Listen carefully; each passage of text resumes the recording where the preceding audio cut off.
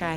Julle fokus dan nogal op Monte Rosa, né? Dit is 'n area in die Kaap. Hoekom spesifiek? Wat maak hierdie area besonder? Monte Rosa is nie net 'n ou gebou nie. Monte Rosa is 'n statige ou dame wat ontstaan het in 1885 en is een van die oudste werkende ouete huise in Afrika. Sure. Monte Rosa is ons nou besig met 'n omvattende hernuwing en herstelproses. Jy kan dink in 1885, dit wat in 1885 ontstaan het, is nie vandag meer relevant vir die inwoner van vandag nie.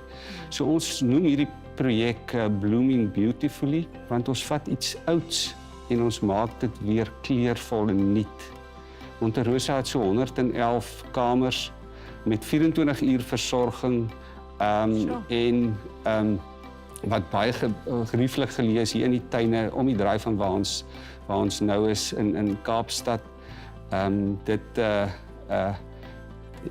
bied omvattende versorging en in die middel van die Kaap en ja, teen 'n baie bekostigbare tariewe. So ek sal graag wil ook vir die kykers vra om te kom kyk wat ons doen en om regtig deel te word van hierdie hernuwing, want ek dink dit kan 'n nuwe fase vir iets soos Monte Rosa ook beteken.